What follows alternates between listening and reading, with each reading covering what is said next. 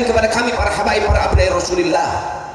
Kami nggak diajarin kamu berjuang untuk supaya dapat jabatan. Kami nggak diajarin sama kakek moyang kami. Kamu berjuang untuk supaya kamu punya kekuasaan. Kami tidak diajarkan di sana, saudara. Kamu berjuang supaya kamu punya popularitas, punya nama. Kami nggak diajarkan sampai di sana. Yang kami diajarkan oleh kakek moyang kami berjuang untuk keridhaan Allah dan keridhaannya Rasulullah. Ketika rezim semuanya berusaha untuk membunuh karakter Habib Rizik, untuk menghancurkan nama baik Habib Rizik, menghinakan Habib Rizik dimanapun, namun subhanallah, satu penghina muncul, ribuan para pecinta bangkit, saudara. Mereka rezim tiap hari ngehina Habib Rizik, tapi subhanallah masyarakat tiap hari tambah cinta sama Habib Rizik, saudara. Ketika rezim atau pemerintah mampu menghapus foto Habib Rizik dari media sosial, saudara. Kita kalau posting foto Habib Rizik gak lama pasti dihapus. Betul apa enggak? Betul apa enggak? Ya, memang mereka punya kuasa, mereka punya kemampuan untuk menghapus foto Habib Rizik di media sosial. Tapi satu yang mereka tidak bisa, apa? Menghapus rasa cinta umat terhadap Habib Rizik, saudara. Yang dimuliakan oleh Allah. Malam ini ada yang istimewa di tengah-tengah kita.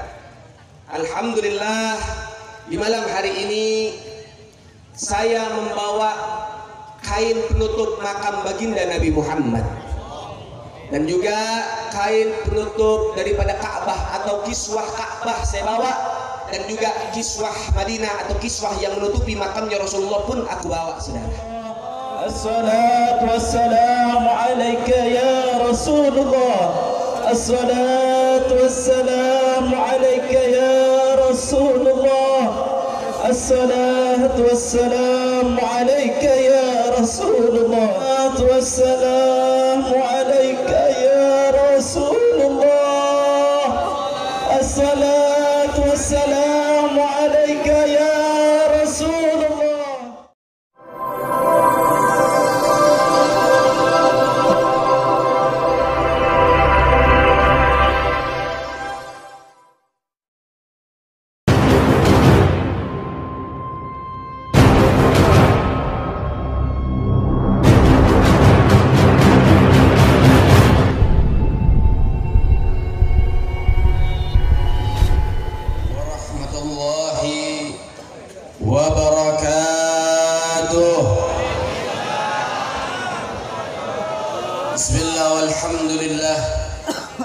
Wassalatu wassalam ala Rasulillah Sayyiduna Muhammad ibni Abdillah wa ala alihi wa sahbihi wa man walah. Rabbi israh li sadri wa yassir li amri wahlul 'uqdatam min lisani yafqahu qawli.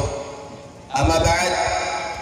Alhamdulillah, yang sama-sama kita muliakan, kita hormati, kita kagumi, kita cintai, dari segenap para asatid, para alim ulama, para masyayikh, para tokoh-tokoh masyarakat, para muallim, para mudaris, para tuan-tuan guru yang begitu banyak ada di hadapan kita, yang insya Allah mudah-mudahan senantiasa diberkahi dan juga diridhai oleh Allah Subhanahu wa ta'ala. Khusus dari tuan-tuan guru kita yang begitu banyak, ada Kiai Jurjis dan ada kiai-kiai yang lain yang saya tidak mampu menyebut namanya satu demi satu, namun harapan saya semoga nama guru-guru kita, nama kita semua, dan nama orang tua kita semua tercantum di setiap pintu surga Allah Subhanahu wa ta'ala.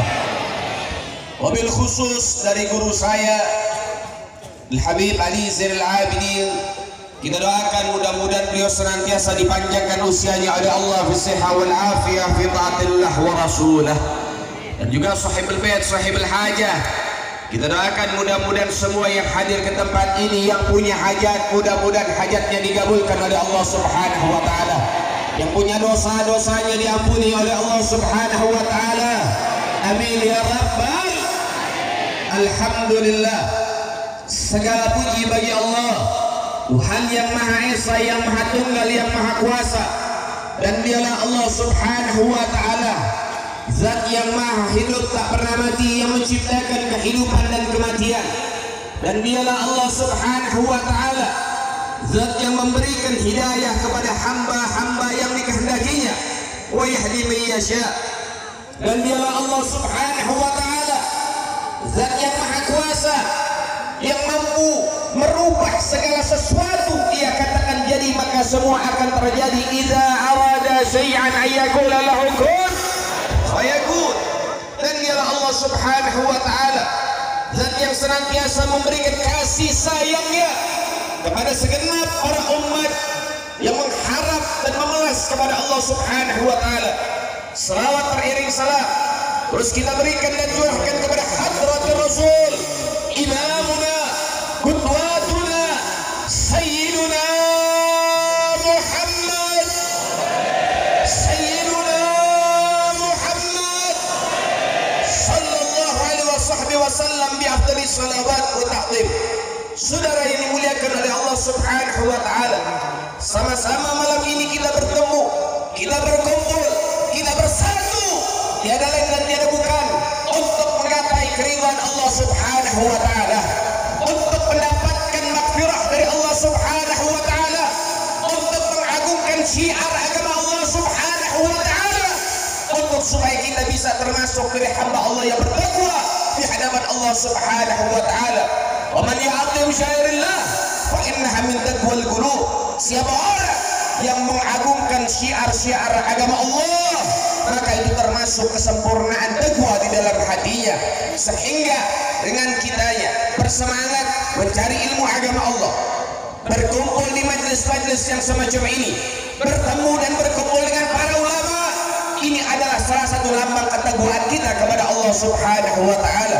Dengan harapan mudah-mudahan kita semua termasuk hamba-hamba Allah yang bertakwa di hadapan Allah Subhanahu wa taala. Kalau sudah kita bertakwa, apa yang kita peroleh sebab ketakwaan kita, ternyata Allah memberikan janjinya, tilkal jannatu nurithu min ibadina man kana taqiyya. Itulah surga yang telah kami persiapkan, kami peruntukkan, kami sediakan untuk hamba-hamba kami yang bertakwa. Maka itulah daripada ketakwaan Allah Subhanahu wa taala. Takwa dalam mentaati dan menjalani perintah dari Allah, takwa di dalam meninggalkan semua yang dilarang oleh Allah Subhanahu wa taala. Dan saudara yang dimuliakan oleh Allah Subhanahu wa taala, ketakwaan ini perlu kita tanamkan baik-baik, perlu kita pelihara baik-baik, sehingga insya Allah kita hidup menjadi hamba Allah yang bertakwa, kita wafat menjadi hamba Allah yang bertakwa, dan insya Allah kita pun akan dikumpulkan bersama manusia paling bertakwa, Sayyiduna Muhammad sallallahu alaihi wasallam. Saudara, ribuan daripada syukur kepada Allah kita ucapkan. Kenapa? Karena Allah masih memberikan kita kesempatan untuk bisa mencicipi bulan Muharram yang agung, bulan Muharram yang mulia, min ashhuril hurum, daripada bulan-bulan yang diagungkan oleh Allah Subhanahu wa taala. Sebagaimana Allah menyatakan di dalam firman-Nya, Bismillahirrahmanirrahim. Inna iddatas syuhuri indallahi 12 syahran fi kitabillah yauma khalaqas samawati wal ard minha arba'atun hurum ila akhiril ayat. Allah menyatakan sesungguhnya jumlah bilangan bulan di sisi Allah terdapat 12 bulan fi kitabillah, telah ditetapkan oleh Allah Subhanahu wa taala, sehingga mau Hijriyah, mau Masehi, mau Samsiyah, mau Qamariyah, semuanya jumlahnya ada 12 bulan yang berlaku dalam perputaran masa. Karena itu telah ditetapkan oleh Allah Subhanahu wa taala. Kapan? Yauma khalaqas samawati wal ard, semenjak Allah menciptakan langit dan bumi, Allah telah menetapkan hanya ada 12 bulan yang berlaku. Dan di sini ada kabar dari Allah Subhanahu wa taala, minha arba'atun hurum, dari 12 bulan ada 4 bulan agung, ada 4 bulan mulia, ada 4 bulan istimewa. Sehingga Nabi Muhammad sallallahu alaihi wasallam beliau menjelaskan bahwasannya 4 bulan agung, 4 bulan mulia, 4 bulan istimewa yang dimaksud oleh Allah Subhanahu wa taala, 3 bulan berurutan, 1 bulan sendirian, yaitu Dzulqa'dah, Dzulhijjah, Muharram, dan yang terakhir adalah bulan Rajab. Ini adalah bulan-bulan yang diagungkan oleh Allah, sehingga mereka para ulama mengatakan, siapa orang yang beribadah di dalam bulan-bulan haram, bulan-bulan mulia, bulan-bulan istimewa, pahalanya akan dilipat gandakan oleh Allah Subhanahu wa taala. Dan siapa orang yang berlaku dosa, berlaku maksiat di dalam bulan-bulan tersebut, maka dosanya pun akan dilipat gandakan oleh Allah Subhanahu wa taala. Sehingga perintah Tuhan, perintah Allah Subhanahu wa taala, fala tadlimu fi'inna anfusakum, jangan sekali-kali kau menggolimi dirimu dalam bulan-bulan tersebut. Menggolimi dari apa? Menggolimi dirimu dengan kemaksiatan yang kau lakukan, dengan daripada apa? Kemungkaran yang kau lakukan. Itu adalah sesuatu yang tidak diinginkan oleh Tuhan, dan itu termasuk perlakuan zalim terhadap diri-diri kita. Sehingga saudara yang dimuliakan oleh Allah, masuk bulan Muharram al-Mukarram wal Mu'azzam, bulan yang agung, bulan yang hebat, bulan yang mulia, isi dengan zikir, isi dengan taubat, isi dengan taat, isi dengan takwa, isi dengan tunduk, isi dengan menangis kepada Allah Subhanahu wa taala. Sehingga Muharram ini kita akan bungkus dengan sesuatu yang indah di hadapan Allah Subhanahu wa taala. Saudara, di dalam bulan Muharram terjadi yang namanya hijrahnya Sayyidina Muhammad. Yang mana hijrah di sini yang harus kita ambil pelajaran, yang harus kita petik. Apa itu hijrah? Intiqal ila qaryah, min qaryah ila qaryatil akhar. Yang namanya daripada hijrah, berpindahnya dari satu tempat ke tempat lain, berpindahnya dari satu kampung ke kampung lain, berpindahnya dari satu desa ke desa lain. Itulah hijrah secara istilah, secara daripada bahasa, namun yang dibawa dalam syariat. Hijrah di dalam diri kita apa? Intiqal min syar' ila al-hasanat, intiqal min syar' ila al-hasanat, intiqal min al-ma'siyat ila ta'at. Yaitu apa? Berpindahnya kita dari kemaksiatan menuju ketaatan, dari keburukan menuju kebajikan, daripada apa? Daripada kemaksiatan menuju ketaatan kepada Allah Subhanahu wa taala. Maka isi hijrah ini, isi bulan ini dengan tambah taat dan tunduk kepada Allah Subhanahu wa taala. Yang dulu suka ninggalin sholat, sekarang harus jadi orang yang rajin sholat. Yang dulu suka ninggalin sholawat, sekarang jadi orang yang rajin sholawat. Yang dulu jauh dari ulama, sekarang harus jadi orang yang paling cinta dengan ulama.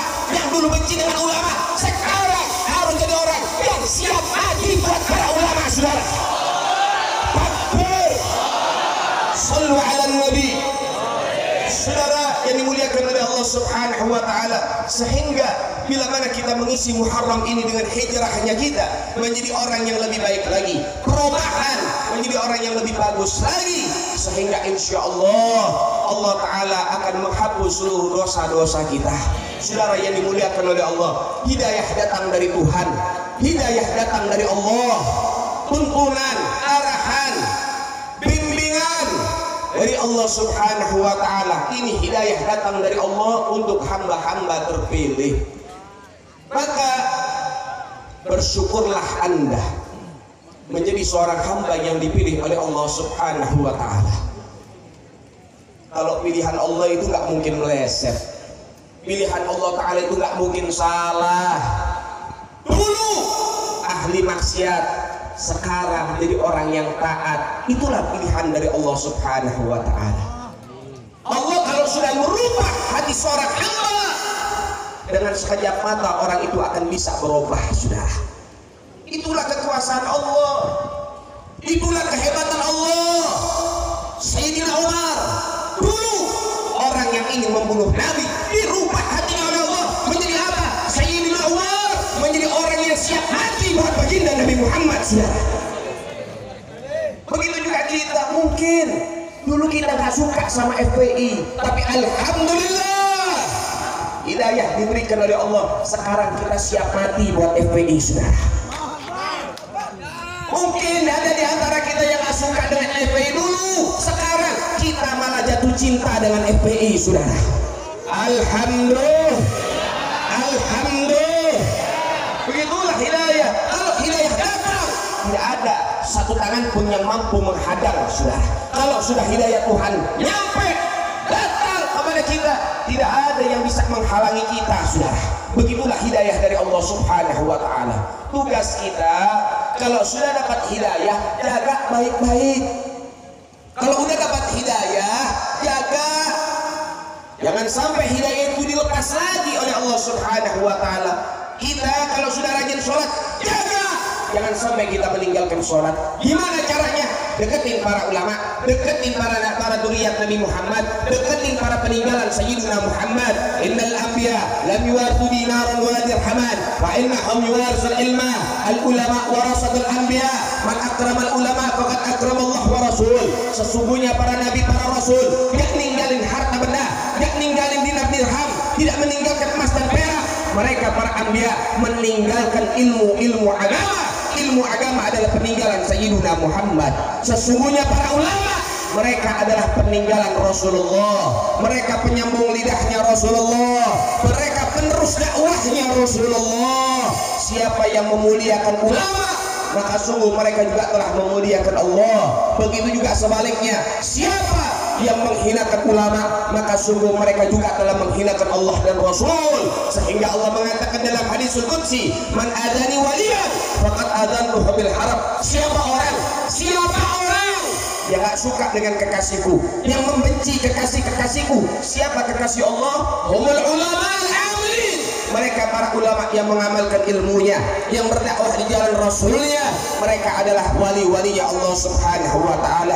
Siapa orang yang benci dengan wali-waliku, sungguh mereka ikrar ngajak perang dengan Allah Subhanahu wa ta'ala. Saudara, ini gak main-main hadis qudsi ini, saudara. Allah bilang yang gak suka sama ulama, yang benci sama ulama, berarti orang itu ngajak perang sama saya, kata Allah Subhanahu wa ta'ala. Kalau perang sama Tuhan kira-kira bisa menang apa enggak, saudara?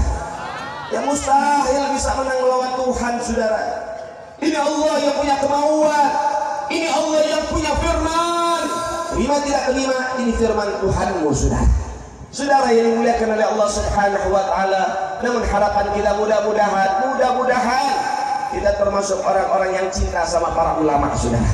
Kita orang-orang yang takdim sama para ulama, orang-orang yang hormat sama ulama, orang-orang yang setia dengan perjuangan para ulama.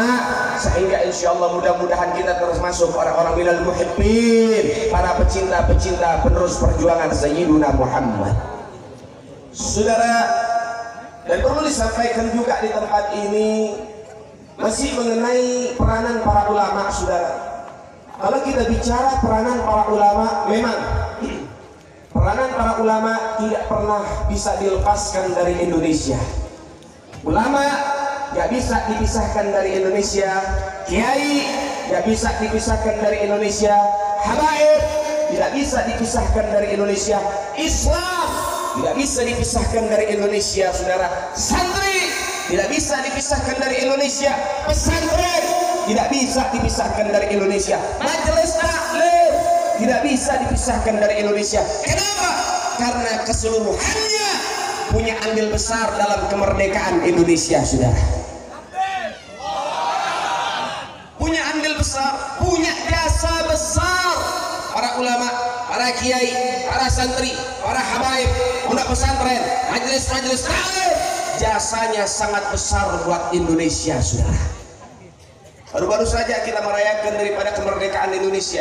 Kita harus tahu siapa yang berjuang mati-matian buat Indonesia, siapa yang berjuang tanpa pamrih buat Indonesia, siapa yang berjuang tulus ikhlas buat Indonesia. Kita mesti tahu, jangan sampai kita di sini buta dengan sejarah, saudara. Jangan sampai kita di sini buta dengan siapa para pejuang-pejuang kita, saudara. Sehingga perlu saya sampaikan, beberapa para ulama-ulama kita yang mereka berjuang buat Indonesia, artinya bisa disimpulkan sebagian besar, ingat, sebagian besar atau kebanyakan para pejuang, para pahlawan, mereka adalah ulama. Ini harus ditanamkan kepada masyarakat, saudara. Kenapa? Ya, karena mereka musuh-musuh Islam sedang menanamkan mindset atau pola pikir supaya masyarakat benci dengan ulama, benci dengan agama, benci dengan Islam, benci dengan pesantren, benci dengan majelis taklim. Itu adalah kinerja PKI, saudara. Makanya mereka sekarang ini lagi apa? Menggebu-gebu. Gimana caranya RUU HIP atau PIP, rancangan undang-undang haluan ideologi Pancasila, untuk secepatnya bisa disahkan, saudara. Dan ini sangat mengkhawatirkan.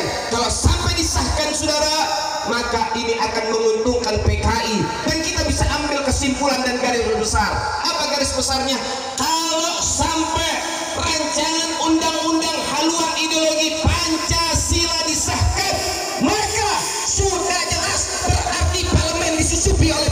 saudara, berarti pejabat disusupi oleh PKI, berarti instansi negara sudah disusupi oleh PKI, saudara. Dan ini bahaya. Ini bahaya kalau sampai parlemen, pejabat, instansi pemerintah, baik TNI dan Polri sudah disusupi oleh PKI, kita masih diam. Hati-hati, nanti PKI akan menghancurkan Indonesia yang sudah diperjuangkan oleh leluhur kita, saudara. Jadi kita nggak boleh diam. Kita tidak boleh diam. Terus kawal sampai RUU HIP ini dibatalkan. Jangan sampai hanya sekedar ditunda, saudara. Maka insya Allah mudah-mudahan Indonesia senantiasa dijaga dan dilindungi oleh Allah Subhanahu wa Ta'ala. Amin ya Rabbal. Baik, ada beberapa nama yang akan saya sebutkan di sini, yang mana beliau mereka pejuang dan pahlawan. Namun latar belakangnya, backgroundnya, pekerjaannya, mereka adalah para ulama. Sampai sini paham nggak kira-kira? Paham nggak kira-kira? Baik, yang pertama yaitu Kiai Haji Abdul Malik Karim Amrullah. Siapa beliau? Beliau adalah sarjana Islam, beliau adalah pemikir, dan beliau juga termasuk tokoh Muhammadiyah. Beliau adalah pahlawan, beliau adalah pejuang, saudara, berjuang untuk Indonesia. Backgroundnya adalah ulama. Itu yang perlu kita ketahui. Yang kedua, siapa? Kiai Haji Abdul Wahab Hasbullah. Siapa beliau? Beliau tokoh Islam, beliau pemikir, beliau pejuang, beliau pahlawan, dan beliau juga salah satu pendiri Nahdlatul Ulama. Kemudian Kiai Hasyim Asy'ari, beliau ulama, pendiri Nahdlatul Ulama, dan juga beliau adalah pejuang. Kemudian siapa lagi? Kiai Haji Agus Salim, seorang tokoh Islam, seorang pemikir dari negeri Minang, yang mana beliau adalah ulama yang menguasai berbagai macam bahasa asing, saudara. Kemudian Kiai Haji Mas Mansur, kemudian para kiai-kiai yang lain, begitu banyak dari kalangan para ulama-ulama kita yang berjuang untuk Indonesia. Disusul oleh siapa? Disusul oleh daripada siapa? Yaitu di Ponorogo. Siapa di Ponorogo? Di Ponorogo nama aslinya Kiai Haji daripada Kiai Haji Abdul Hamid. Kiai Haji Abdul Hamid seorang ulama, saudara, seorang pejuang, seorang pahlawan di Ponorogo. Itu julukannya, saudara. Kenapa? Karena beliau menjadi panglima perang di kala itu, berjuang 5 tahun memimpin pasukan berperang, saudara, mengusir para penjajah. Backgroundnya ulama, kiai yang betul-betul taat kepada Allah Subhanahu wa Ta'ala. Kemudian siapa lagi? Jenderal Sudirman, jenderal tertinggi yang dimiliki oleh Indonesia, berjuang mati-matian di kala sehat, di kala sakit, di kala susah, di kala sempit, berjuang mati-matian, keluar masuk hutan membawa asma akut, saudara, penyakit yang luar biasa. Dia tidak rasakan, yang dia rasakan nikmatnya perjuangan, yang dia rasakan harumnya pintu surga, karena telah ada di depan matanya syahid di jalan Allah Subhanahu wa Ta'ala, saudara. Jenderal Sudirman seorang kiai dari Jogja, mengajar ngaji anak kecil. Kalau sudah pagi, kalau sudah siang, beliau mengajar orang-orang dewasa ilmu fikih, ilmu hadis, ilmu tafsir. Kiai, saudara. Kemudian siapa lagi? Kapiten Patimura. Siapa nama aslinya? Kiai Haji Ahmad Lusi. Nama aslinya Kiai Haji Ahmad Lusi dari Maluku, Indonesia bagian timur, yang memiliki pondok pesantren besar. Ketika sampai seruhan jihad kepada beliau, beliau keluar bersama santri-santrinya mengunuskan pedang, saudara, berjuang di jalan Allah hingga beliau tewas di tiang gantungan, saudara. Kiai Haji Ahmad Lusi. Namun oleh pemerintah ternyata Kapiten Patimura ada manipulasi sejarah, penipuan sejarah, pembohongan sejarah. Kalau Anda buka buku-buku sekolah dari tingkat SD, SMP ataupun SMA, bahkan daripada tingkat kuliah atau universitas, maka Anda akan menemukan nama Kapiten Patimura namanya adalah Thomas Matulesi. Sekarang saya pengen tanya, kalau namanya Ahmad, agamanya apa, saudara? Agamanya apa? Agamanya apa? Tapi kalau namanya Thomas, kira-kira agamanya apa, saudara? Lihat bagaimana pemerintah kita mulai memanipulasi sejarah, pembohongan sejarah. Padahal pejuang kita beragama Islam, taat kepada Allah, namanya adalah Ahmad Lusi, seorang pimpinan pondok pesantren. Dia adalah Kapiten Patimura, saudara. Masya Allah, luar biasa. Ternyata dari zaman dulu memang ujung tombak Indonesia adalah para kiai, para santri, para habaib, saudara. Yang memang berjuang mereka para kiai, para santri, para habaib.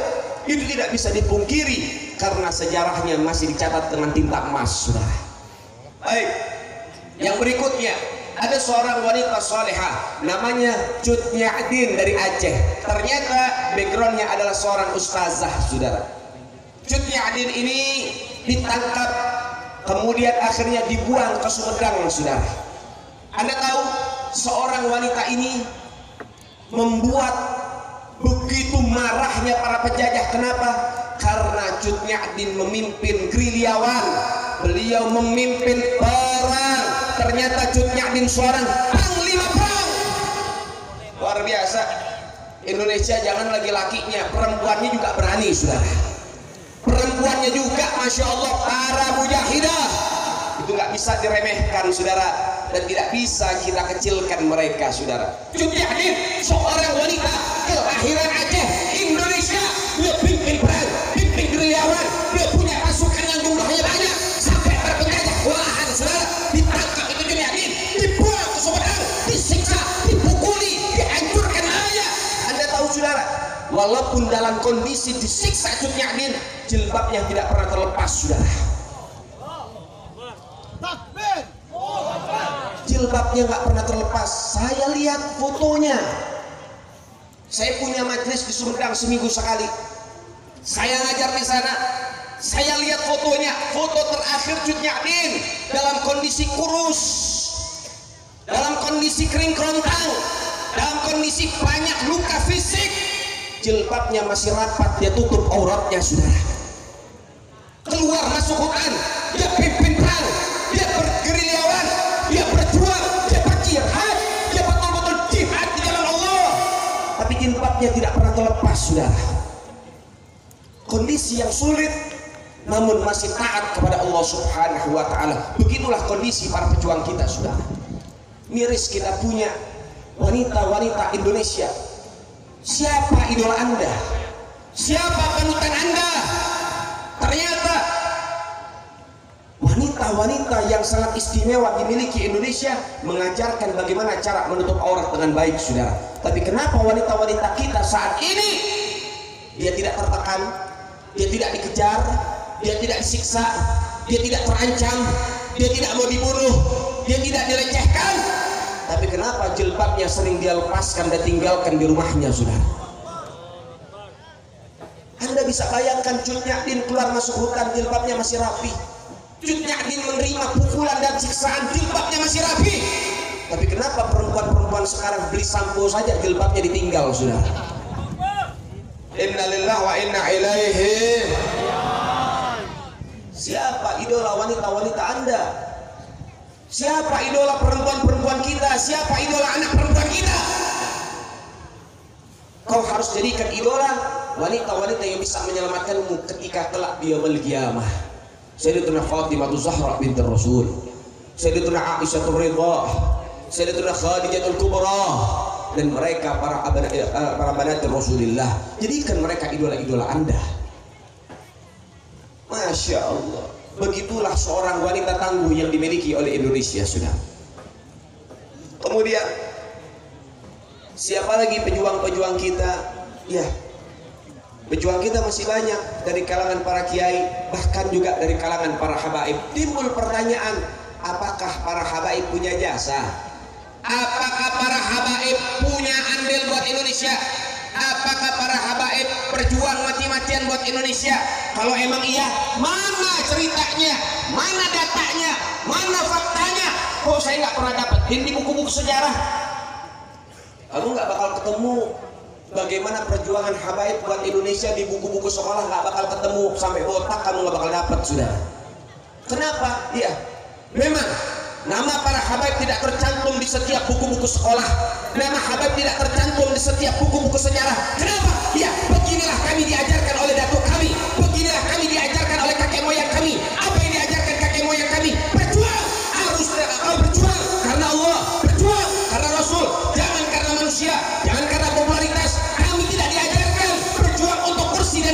saudara. Kami tidak diajarkan berjuang untuk harta dan wanita, dan kami diajarkan oleh kakek moyang kami berjuang untuk Allah dan untuk Rasulullah. Itu yang diajarkan kepada kami para habaib, para abnai Rasulullah. Kami nggak diajarin kamu berjuang untuk supaya dapat jabatan. Kami nggak diajarin sama kakek moyang kami. Kamu berjuang untuk supaya kamu punya kekuasaan. Kami tidak diajarkan di sana, saudara. Kamu berjuang supaya kamu punya popularitas, punya nama. Kami nggak diajarkan sampai di sana. Yang kami diajarkan oleh kakek moyang kami berjuang untuk keridhaan Allah dan keridhaannya Rasulullah. Makanya kamu jarang dapetin kisah para habaib di buku-buku sejarah. Namun tetap data tetaplah data, fakta tetaplah fakta, tidak bisa dihilangkan. Sejarah tetaplah sejarah dan akan abadi sepanjang zaman sampai keturunan-keturunan kita. Dan sekarang saya akan sebutkan apa jasa besar yang dimiliki oleh para habaib buat Indonesia, saudara. Baik, yang pertama jasa besar para habaib. Yang pertama, kita punya lambang negara, yaitu lambang Garuda. Siapa yang buat? Ternyata yang buat Syarif Hamid Al-Gadri dari Pontianak, cucu Sayyiduna Muhammad, keturunan Sayyiduna Muhammad, darah daging Sayyiduna Muhammad, dari marga Al-Gadri dari Pontianak, yang menggambar dan merancang lambang Garuda itu lahir dari tangan cucunya Rasulullah. Masya Allah. Yang kedua, lagu 17 Agustus sampai detik ini masih kita nyanyikan. Lagu syukur sampai detik ini masih kita nyanyikan. Pramuka itu ada, siapa yang buat? Ternyata Bapak Pramuka yang mengarang lagu 17 Agustus, yang mengarang lagu syukur, ternyata itu adalah Al-Habib Husain Al-Mutahhar dari Semarang, saudara. Cucunya Rasulullah, keturunannya Rasulullah. Dan Anda tahu, saudara, beliau juga yang menyelamatkan bendera merah putih saat ingin dibakar oleh Belanda, saudara. Rumah Bung Karno dikepung. Ketika itu bendera merah putih sudah selesai dijahit oleh Fatmawati. Belanda mencari dan akhirnya menggeruduk rumah daripada Bung Karno. Di situ ada Bung Karno dan juga Habib Husain Al-Mutahhar. Bung Karno bilang, Habib, jaga bendera ini baik-baik, saya titipkan kepada kamu. Maka Habib Husain mengatakan, Pak Karno, saya akan jaga bendera merah putih walaupun nyawa sebagai taruhan, Pak. Dan bendera ini tidak akan pernah sampai di tangan-tangan yang hina, tangan-tangan penjajah. Saya akan jaga dan saya akan pasang tinggi-tinggi ada di bumi pertiwi. Begitulah janji Habib Husain Al-Mutahhar, saudara. Baik, yang berikutnya, bendera merah putih. Kenapa warna merah dan kenapa warna putih? Siapa yang nyuruh? Siapa yang mendesain? Siapa yang merancang? Siapa yang punya fatwa, yang punya arahan? Anda tahu bendera merah putih, warna merah dan putih yang dipilih untuk menjadi warna bendera daripada keagungan kita, bendera yang kita agung-agungkan dan kita muliakan, itu atas perintah Al-Habib Idrus bin Salim Al-Jufri dari Palu, pimpinan Pondok Pesantren Al-Khairat, cucunya Rasulullah, darah dagingnya Rasulullah. Sampai beliau mengatakan di dalam syairnya, setiap manusia, setiap masyarakat punya lambang-lambang yang agung. Namun lambang yang agung untuk kami masyarakat Indonesia yaitu berwarna merah dan putih. Itulah syair yang dibuat oleh Al-Habib Idrus bin Salim Al-Jufri. Diperintahkan kepada Bung Karno, bikin bendera Indonesia berwarna merah dan putih. Itu atas perintah Habib Idrus bin Salim Al-Jufri, saudara. Cucunya Rasulullah, darah dagingnya Rasulullah.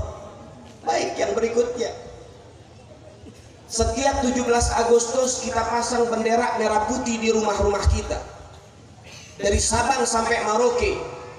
Mau Islam mau non-Muslim, mau dia siapapun, dia pasang bendera merah putih di rumah-rumah mereka. Siapa yang nyuruh? Siapa yang memberikan fatwa?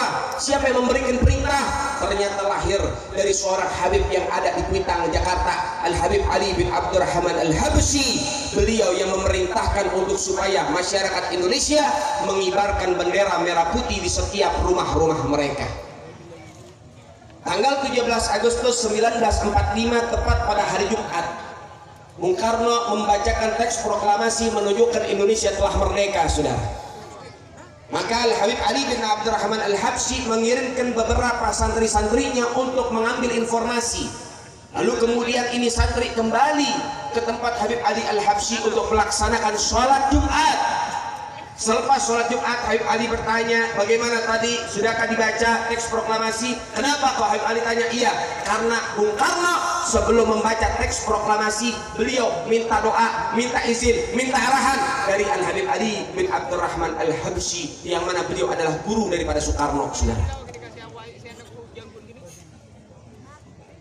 Setelah diberitahu Habib sudah dibacakan, Indonesia telah deklarasi kemerdekaannya, maka Al-Habib Ali bin Abdurrahman Al-Habsyi minta selepas sholat Jumat, selesai salam, selesai doa, beliau berdiri dan akhirnya memberikan fatwa. Saya fatwakan untuk masyarakat Indonesia mulai detik ini setiap tanggal 17 Agustus untuk memasang dan mengibarkan bendera merah putih di depan rumah-rumah Anda sekalian. Begitulah fatwa Al-Habib Ali bin Abdurrahman Al-Habsyi Kuitang, saudara.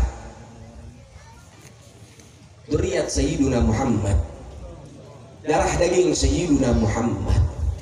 Baik, siapa lagi yang berjuang untuk Indonesia? Ya, yang berjuang buat Indonesia di kala itu, saudara, saya punya kakek Al-Habib Salim bin Ahmad bin Jindan. Apa jasanya? Apa perjuangannya? Saudara, setiap umat, setiap gelombang manusia, ketika manusia banyak berkumpul, kalau nggak ada motor penggerak, itu semua nggak ada artinya, saudara.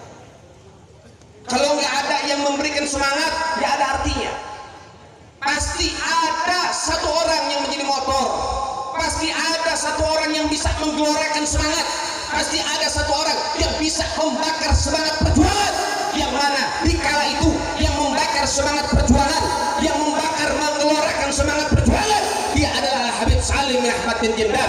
Setiap orasi di atas panggung selalu membakar semangat perjuangan, membakar kaula muda, membakar kaula tua, sehingga tua dan muda mereka mengangkat senjata mengusir para penjajah, sehingga Habib Salim Jindan tidak sedikit keluar masuk penjara, saudara. Sering beliau mendapatkan intimidasi, teror, bahkan terakhir beliau pun dijatuhi hukuman pancung oleh Jepang, saudara. Habib Salim Jindan berjuang, namun Allah masih memberikan perlindungan. Akhirnya Jepang pun dibom oleh Amerika, ditarik mundur para tentaranya. Habib Salim Jindan akhirnya selamat dan dibebaskan, tidak sempat dihukum pancung, saudara. Alhamdulillah. Sehingga saudara, di kala itu, di masa itu, Habib Salim Jindan, beliau dijuluki Asadul Manabir, singa podium, saudara. Orang yang pertama kali dijuluki singa podium ada di Indonesia, Habib Salim Jindan, saudara. Kenapa? Ya, karena beliau orang yang paling vokal untuk meneriakkan perjuangan, karena beliau orang yang paling lantang untuk terus mengatakan kebenaran, sehingga Habib Salim Jindan pun dijuluki Asadul Manabir, yaitu singa-singa mimbar, karena begitulah suara yang lantang yang dimiliki Habib Salim Jindan. Bahkan saya punya ayah sering bercerita tentang beliau. Dulu Habib Salim Jindan pernah diculik, dulu Habib Salim Jindan pernah diasingkan, dulu Habib Salim Jindan pernah dimasukkan penjara, baik zaman Belanda maupun zaman Jepang. Beliau pernah di dalam penjara disiksa bertubi-tubi, pernah dipres berhari-hari, gak dikasih makan, gak dikasih minum, dihimpit dengan tembok.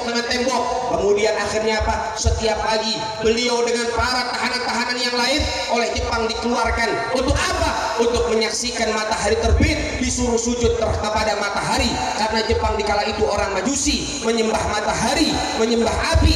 Habib Salim Jindan tidak mau, karena tetap bertauhid tinggi kepada Allah Subhanahu wa taala, sehingga berulang kali kepala beliau dipukul dengan senapan sehingga jatuh pingsan dan berdarah-darah, kemudian disiram air, bangun lagi, dipukul lagi, terus berulang kali selama berhari-hari bahkan bertahun-tahun, saudara. Begitulah perjuangan Habib Salim Jindan. Beliau pernah disetrum, beliau pernah dipukuli, beliau pernah disiksa, beliau pernah di segala macam perjuangan beliau telah rasakan.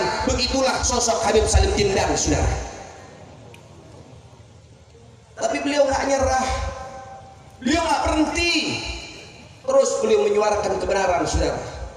Sehingga akhirnya apa? Alhamdulillah, dari tangan mereka, para habaib, para kiai, para asatid, para ulama, akhirnya Indonesia pun bisa mendapatkan kemerdekaannya. Alhamdulillah. Habib Salim Jindan luar biasa, terkenal di Jakarta. Siapa sosok Habib Salim Jindan, mereka pasti kenal dengan beliau. Kemudian saudara, yang kita perlu ketahui dari kisah-kisah ini, Indonesia ini tanah pejuang. Indonesia ini negara perjuangan. Artinya apa? Artinya Indonesia tidak akan pernah habis para pejuang. Indonesia tidak akan pernah kosong dari para pejuang-pejuang. Artinya mati satu tumbuh seribu, saudara. Kalau satu pejuang mati, akan lahir ribuan para pejuang yang siap melanjutkan perjuangan, saudara. Kalau mati satu para kiai yang berjuang, akan lahir ribuan kiai-kiai muda yang lebih berani dari mereka, saudara. Satu habaib ditangkap, satu kiai ditangkap, satu anak muda ditangkap karena berjuang dalam kebenaran. Demi Allah, Indonesia akan melahirkan dari para ulama, para kiai, para habaib, para anak muda yang siap melanjutkan perjuangan sampai tetes darah terakhir, saudara. Takbir, takbir, sallu ala Muhammad, Allahumma salli wa sallim wa barik alaihi wa ala alihi wa sahbihi.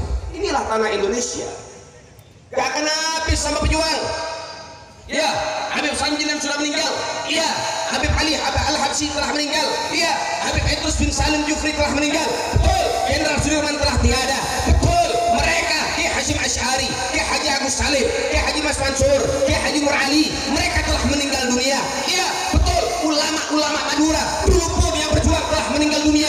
Tapi catat baik-baik, saudara, masih ada ulama-ulama Madura yang siap berjuang dalam kebenaran, saudara. Masih ada para pemuda-pemuda yang siap bangkit dalam perjuangan, saudara. Masih ada para habaib yang siap mati buat Indonesia, saudara. Gak akan pernah berhenti. Indonesia ini negara pejuang, saudara. Akan lahir pejuang-pejuang baru nanti di Indonesia, saudara. Dan Anda saat ini Anda akan menjadi saksi. Mereka adalah pejuang-pejuang kita yang kita miliki saat ini, saudara. Para kiai-kiai Madura yang pasang badan untuk Indonesia, pasang badan untuk Habib Rizik. Mereka pejuang-pejuang yang wajib kita jaga, saudara sekalian. Mereka ini aset-aset Madura, saudara. Mereka aset-aset ulama Indonesia, saudara sekalian. Maka kita doakan guru-guru kita mudah-mudahan dilindungi oleh Allah Subhanahu wa taala, dijaga oleh Allah Subhanahu wa taala, dipelihara oleh Allah Subhanahu wa taala. Amin ya rabbal. Siap jaga ulama, siap jaga kiai, siap jaga pesantren, siap jaga majelis taklim, siap jaga habaib, siap jaga halaib, siap istiqomah di majelis mereka, siap istiqomah di majelis mereka, siap hidupkan salat 5 waktu berjamaah, siap isi masjid-masjid di rumah dan kampung masing-masing, siap taat komando dari guru-guru kita. Takbir. Saudara yang dimuliakan oleh Allah, tadi sudah saya sampaikan, Indonesia tidak akan pernah habis dengan kata pejuang. Mati satu tumbuh seribu. Ketika mereka, para pendahulu-pendahulu kita, mereka telah meninggal dunia, mereka telah tiada, maka timbul dan lahir pejuang-pejuang baru, saudara. Siapa pejuang baru saat ini yang betul-betul berjuang dan kerasa perjuangannya dan terlihat dan tampak di mata kita perjuangannya? Orangnya tidak asing, saudara. Pejuang kita ini orangnya nggak asing di hadapan kita. Pejuang kita ini kita lihat dengan mata lahiriah kita bagaimana perjuangannya dan pengorbanannya buat Indonesia, saudara sekalian. Perjuangannya begitu luar biasa. Orangnya nggak asing, namanya kita kenal. Pejuang yang masih dimiliki oleh Indonesia, pejuang yang saat ini masih hidup, pejuang yang betul-betul berjuang. Aset Indonesia, kecintaan masyarakat, kecintaan umat Islam Indonesia. Nama beliau Al-Habib Muhammad Rizik bin Husain bin Syihab. Pejuang kita, pahlawan kita yang rela mati dan hancur buat Indonesia, saudara. Takbir, takbir, Allahu Akbar, Allahu Akbar, Allahu Akbar. Sallu ala Muhammad. Saudara, Habib Rizik itu pejuang yang masih saat ini kita miliki, saudara. Jaga baik-baik. Beliau aset umat Islam. Beliau bukan milik FPI saja, saudara. Beliau milik umat Islam. Beliau milik kita semua. Beliau milik masyarakat Indonesia, saudara. Beliau orang yang paling berani meneriakkan kebenaran. Beliau orang yang paling lantang untuk menyuarakan kebijakan. Beliau orang yang paling berani melawan kedoliman, saudara. Kalau misalnya kita lihat kiai-kiai kita yang bisa, yang mereka semua bisa menjadi sahabat Abu Bakar di dalam berinfak, banyak bisa menjadi sahabat Utsman yang begitu rendah hati, banyak bisa seperti sahabat-sahabat yang lain yang begitu lembut dalam berdakwah dan lain sebagainya, banyak saudara, banyak yang mampu untuk mencontoh kelembutan para sahabat. Namun belum kita temukan seorang ulama, seorang kiai yang mampu memberikan dan mencontoh ketegasan sahabat Sayyidina Umar bin Khattab yang baru saat ini kita rasakan, Habib Rizik yang mampu dan berani saudara. Dan itu resikonya besar. Untuk mencontoh bagaimana ketegasan sahabat Sayyidina Umar dan sahabat Ali, itu resikonya besar saudara, nyawanya terancam, hari-harinya pun dikriminalisasi. Namun tetap Allah sebaik-baik perlindungan saudara, Allah sebaik-baik pelindung kita saudara. Lihat bagaimana ketika Habib Rizik dicaci maki, Habib Rizik difitnah kanan dan kiri, Habib Rizik masih tetap taat dan setia kepada Allah Subhanahu wa Ta'ala, tidak terganggu ibadahnya. Begitulah orang-orang yang dekat dengan Allah. Musibah, ujian tidak mengganggu daripada kedekatan dia dengan Allah Subhanahu wa Ta'ala. Tidak sedikit pun berubah daripada ketaatannya kepada Allah untuk menjadi yang lebih buruk. Namun orang-orang yang dekat dengan Allah, ujian, musibah datang bertubi-tubi kepada beliau, itu semua menjadi apa? Menjadi semangat untuk bertambah taatnya kepada Allah Subhanahu wa Ta'ala. Dan juga perlu diketahui, Habib Rizik ini bukan orang biasa saudara. Ini orang dekatnya Allah, ini kekasihnya Allah, ini orang luar biasa. Sekarang kita harus nalar dengan logika dan akal sehat. Siapa yang mampu mengumpulkan jutaan orang bergabung bersama-sama dan bersatu berjuang saudara? Di dalamnya ada yang maulid, ada yang anti maulid, ada yang tahlil, ada yang anti tahlil, bahkan ada yang beriman kepada Allah dan ada juga yang tidak beriman kepada Allah. Ada seorang muslim, ada pun orang kafir, semuanya bersatu padu untuk senantiasa berjuang di Indonesia saudara. Siapa yang mampu mengumpulkan? Belum ada satu orang pun saudara. Dan itu baru Habib Rizik, itu pun bantuan dari Allah Subhanahu wa Ta'ala. Dan juga saya belum menemukan yang namanya suara bisa ngumpulin orang, bisa ngarahin orang, bisa memberikan instruksi, bisa membangkitkan daripada semangat perjuangan dari rekaman suara. Saya belum dapetin kiai manapun atau Habib manapun, baru Habib Rizik yang bisa saudara. Cuman ngirim suara dari Mekah, orang semua tambah semangat.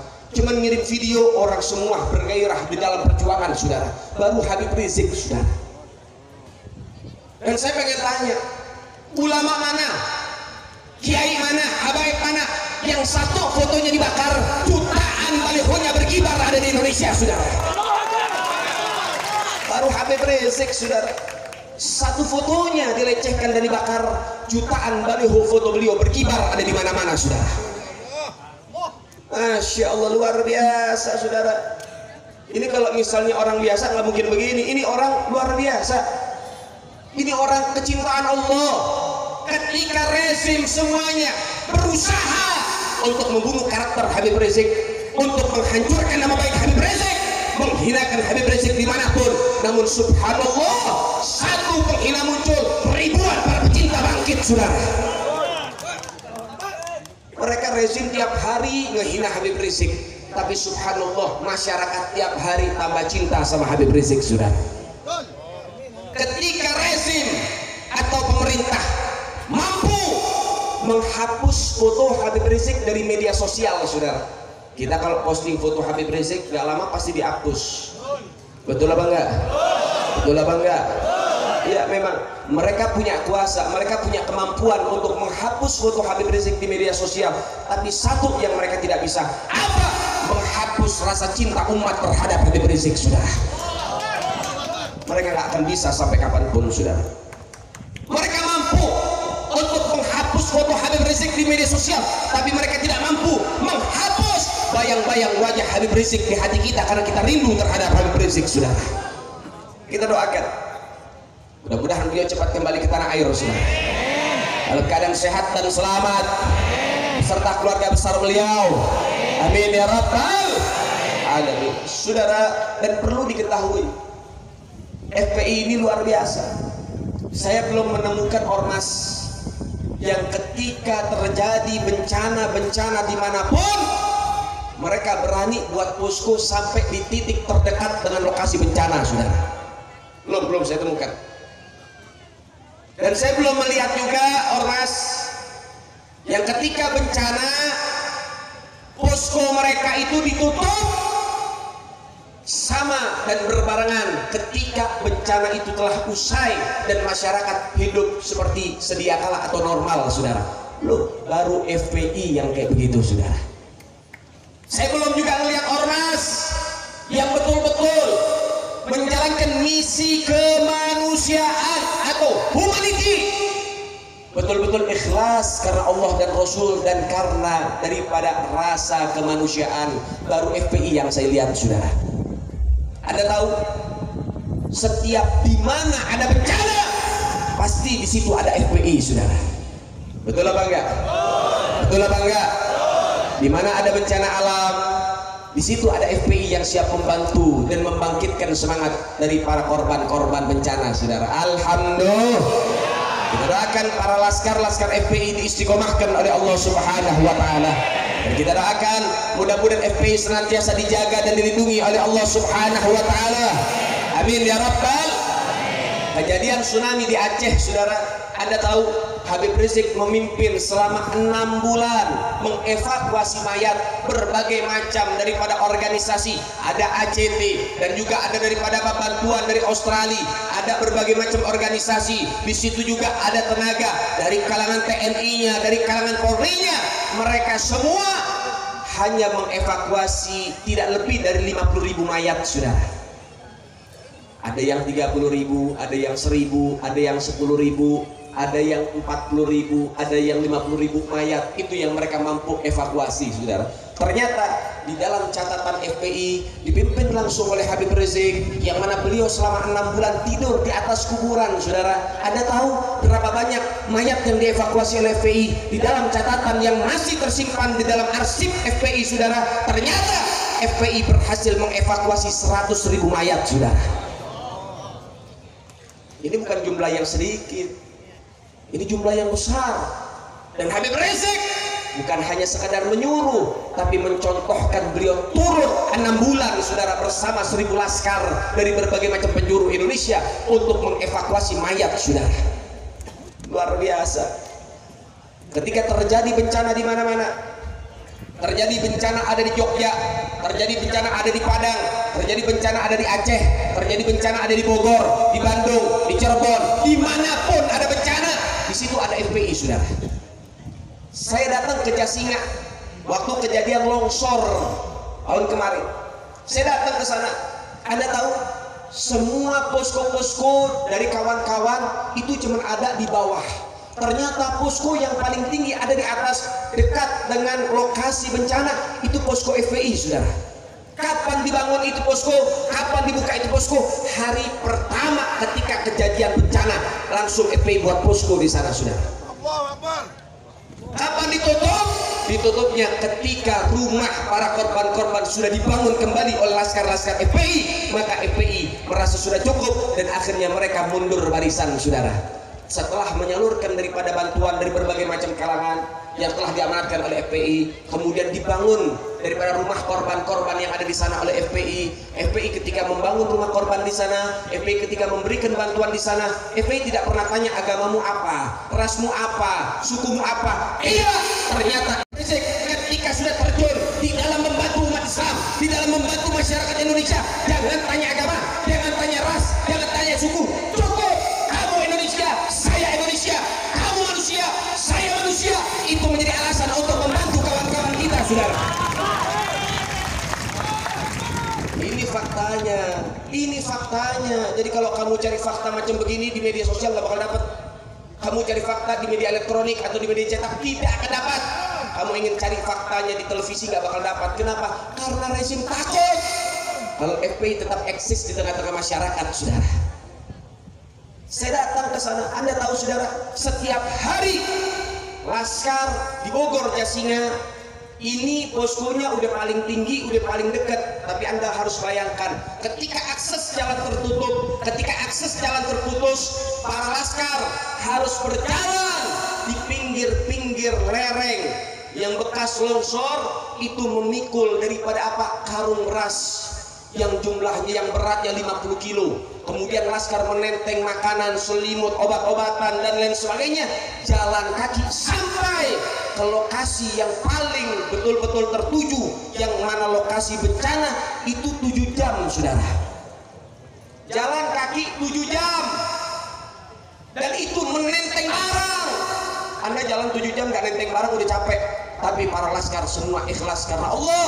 Bikuwatir ruh, dengan kekuatan ruh imannya kepada Allah, dia tenteng beras 50 kilo, dia tenteng makanan, dia tenteng indomie, dia tenteng daripada perlengkapan, dia tenteng, dia kasih bantuan buat saudaranya yang membutuhkan, saudara. Begitulah FPI berjuang di jalan Allah, diajarkan oleh Habib Rizik, saudara. Luar biasa. Maka oleh sebab itu, ayo masyarakat Madura, Anda jangan ragu kalau pengen gabung sama FPI. Anda jangan ragu kalau pengen gabung sama laskar FPI, saudara. Orang yang bisa gabung sama FPI ini orang pilihan, saudara, bukan orang biasa. Kalau misalnya gabung sama FPI, mentalnya mental tempe nggak kepake di FPI, saudara. Kalau mentalnya mental ayam sayur nggak kepake. Yang bisa gabung sama FPI mental pejuang, mental kesatria, mental pejuang, itu yang bisa gabung dalam laskar FPI, saudara. Maka mudah-mudahan kita termasuk orang-orang yang mau bergabung, saudara. Kalau nggak bisa gabung nggak apa-apa, doain supaya mereka istiqomah. Nggak mau doain nggak apa-apa, minimal tutup mulut, jangan caci maki. Berjuang kagak, doain kagak, mau ngomong lagi lo goblok banget. Betul apa enggak? Betul apa enggak? Bantu kagak, doain kagak, gabung kagak, komentar. Innalillahi wa inna ilaihi. Masya Allah, begitulah gerakan FPI, saudara. Maka insya Allah mudah-mudahan FPI senantiasa diberkahi oleh Allah Subhanahu wa Ta'ala. Amin ya Rabbal, amin ya Rabbal. Saudara yang dimuliakan oleh Allah, malam ini ada yang istimewa di tengah-tengah kita. Alhamdulillah, di malam hari ini saya membawa kain penutup makam baginda Nabi Muhammad, dan juga kain penutup daripada Ka'bah atau kiswah Ka'bah saya bawa, dan juga kiswah Madinah atau kiswah yang menutupi makamnya Rasulullah pun aku bawa, saudara. Kalau kita umroh, jangan lagi kita sentuh kain makamnya Nabi. Itu makam Nabi di dalam, kemudian dikasih pagar sama pemerintah Saudi. Jangan lagi nyentuh, saudara, kain yang ada di dalam. Kita sentuh pagarnya udah terakhir syirik sama mereka, saudara. Sudah diusir sama mereka. Kita kalau ziarah ke makam Nabi, kita hanya bisa memandang saja. Nah, di dalam itu ada makamnya Rasulullah, dan makamnya Nabi ini ditutupi oleh kelambu atau selimut atau kain yang disebut kiswah makamnya Rasulullah. Jadi subhanallah, kalau misalnya orang-orang yang mau masuk ke kamar Nabi atau ke makamnya Nabi, itu nggak bisa orang biasa, minimal tamu negara. Mereka para presiden-presiden, petinggi-petinggi negara, mereka diizinkan untuk bisa masuk, saudara. Kalau kita nggak bakal bisa. Tapi alhamdulillah, rasa cinta kita sama Nabi begitu besar. Kita nggak bisa masuk, tapi yang di dalam kamar akhirnya bisa keluar berkunjung ke Madura, saudara. Masuk nggak bisa, tapi subhanallah, kekuasaan Allah, ternyata kainnya yang keluar dari kamar baginda Nabi Muhammad atau dari makamnya Rasulullah bisa ada di Madura, saudara. Ini luar biasa.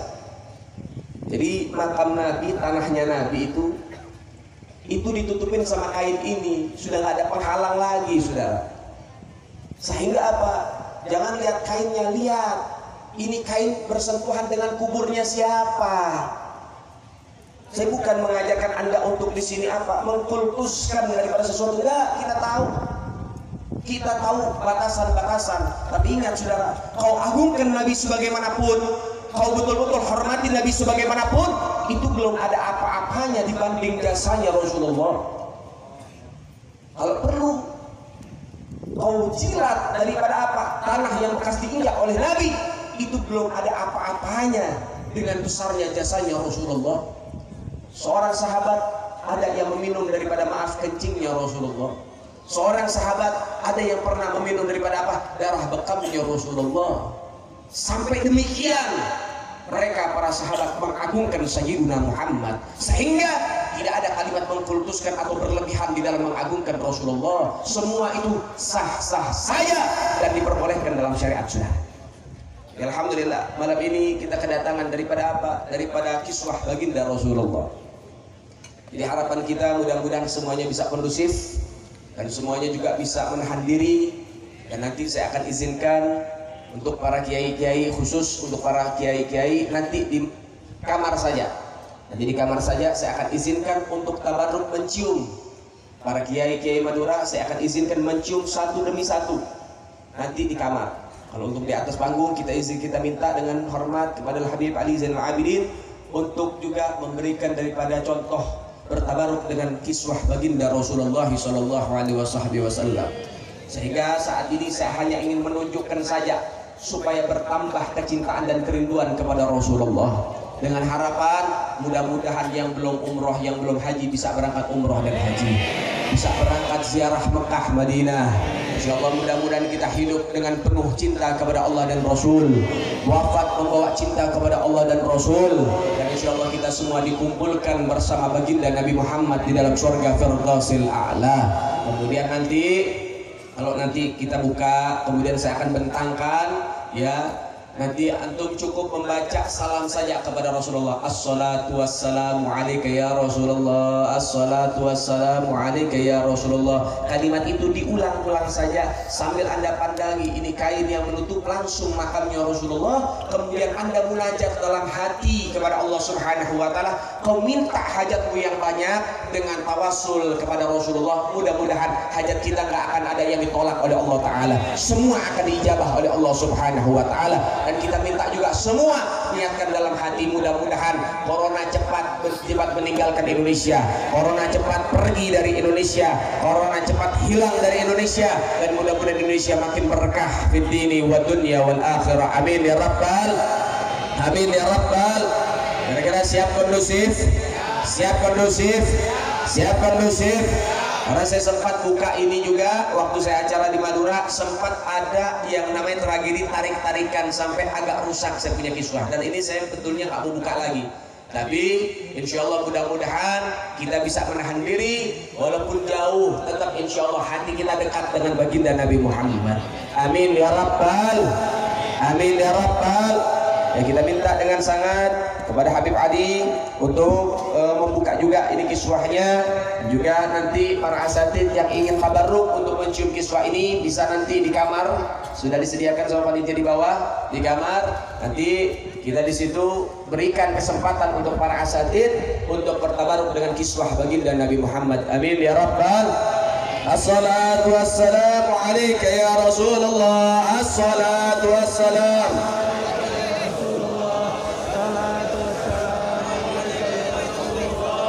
الصلاة والسلام عليك يا رسول الله.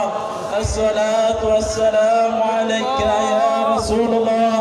الصلاة والسلام عليك يا رسول الله. الصلاة والسلام عليك يا رسول الله. الصلاة والسلام عليك يا رسول الله. الصلاة والسلام عليك يا رسول الله. الصلاة والسلام عليك يا رسول الله. الصلاة والسلام عليك يا رسول الله. الصلاة والسلام عليك يا رسول الله. الصلاة والسلام عليك يا رسول الله. الصلاة والسلام عليك يا رسول الله. الصلاة والسلام عليك يا رسول الله. الصلاة والسلام عليك يا رسول الله. الصلاة والسلام عليك يا رسول الله. الصلاة والسلام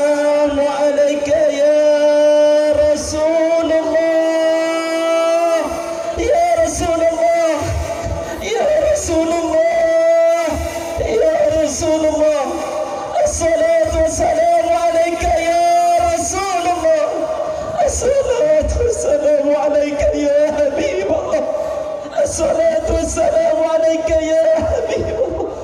الصلاة والسلام عليك يا رسول الله. الصلاة والسلام عليك يا رسول الله. الصلاة والسلام عليك يا رسول الله. يا رسول الله، يا رسول الله، يا رسول الله. السلام عليك يا رسول الله. السلام عليك يا حبيب الله. اللهم صل على محمد. Ya Rasulullah, ya Habibullah. Ya Rasulullah, ya Habibullah. Saksikan malam ini umatmu berkumpul di tempat ini ya Rasulullah. Saksikan malam ini kekasih-kekasihmu berkumpul ya Rasulullah. Saksikan malam ini para pecintamu berkumpul ya Rasulullah. Ya Rasulullah, mintalah kepada Allah. Permintaanmu tidak akan pernah ditolak oleh Allah Subhanahu wa ta'ala. Ya Rasulullah, mintalah kepada Allah untuk kau izinkan, untuk kau diberikan izin oleh Allah bisa memberikan syafaat kepada kami dan keluarga besar kami ya Rasulullah. Ya Rasulullah, ya Habibullah, bila kau tak menemukan kami di belakangmu, cari kami ya Rasulullah. Syafaati kami ya Rasulullah. Ya Rasulullah, mintalah kepada Allah supaya Habib Rizik bisa kembali ke tanah air dengan sehat dan selamat ya Rasulullah. Ya Rasulullah, mintalah kepada Allah supaya Allah Subhanahu wa ta'ala memberikan penjagaan buat Indonesia dengan sebaik-baik penjagaannya ya Rasulullah. Ya Rabbana, ya Rabbana ya Karim, ya Rabbana ya Rahim, ya Rabbana اغفر لنا ذنوبنا صغيرها وكبيرها واستر عيوبنا واصلح صدورنا واحسن اخلاقنا وارزقنا حسن الخاتمه وارزقنا حسن الخاتمه. Ya Rabb, ampuni dosa kami dan dosa kedua orang tua kami. Ampuni dosa kami dan dosa guru-guru kami. Ampuni dosa kami dan dosa anak dan istri kami. Ya Rabb, kabulkan hajat kami ya Allah. Hajat dunia bil maisar wal ukhra bil maghfirah. Ya Rabb, kabulkan hajat kami, hajat dunia percepat pengkabulannya ya Allah. Hajat akhirat, ampuni kesalahan kami ya Rabb. Tutup aib-aib kami ya Allah. Buka pintu hati kami ya Allah. Tetapkan hidayah dalam diri kami ya Allah. Bimbing jalan hidup kami ya Allah. Wafatkan kami dalam keadaan husnul khatimah. Wafatkan kami dalam keadaan membela agamamu ya Rabb. Wafatkan kami di dalam membela ulama-ulamamu ya Allah. Ya Rabb, kama katawassafa bi Muhammadin اغفر لنا يا سامعا لدعانا. اللهم إنا نسألك زيادة في الدين وبركة في العمر وصحة في الجسد واسعة في الرزق وتوبة قبل الموت وشهادة عند الموت ومغفرة بعد الموت وعفوا عند الحساب وأمانا من العذاب وجوازا على صراط ونصيبا من الجنة وارزقنا نظر إلى وجهك الكريم يا رب يا رحيم يا أجود الأجودين. يا الله يا الله يا الله يا الله يا رب, wahai Tuhan kami yang maha mengetahui atas segala sesuatu. Ya Rabb, kabulkan hajat kami ya Allah, hajat yang terucap maupun yang tersirat, hajat yang kami ucapkan ya Allah ataupun yang belum kami ucapkan. Ya Allah, Engkau zat yang maha mampu, Engkau zat yang maha kuasa, Engkau zat yang maha bisa. Ya Allah ya Rabbana ya Karim, jangan wafatkan kami melainkan kami dalam keadaan yang baik. Wafatkan kami dalam keadaan membaca Al-Quran, wafatkan kami dalam keadaan sujud, wafatkan kami dalam keadaan salat, wafatkan kami dalam keadaan membela agama. Ya Allah, ya Allah, ya Allah, takdirkan lisan kami bisa mengucapkan kalimat La ilaha illallah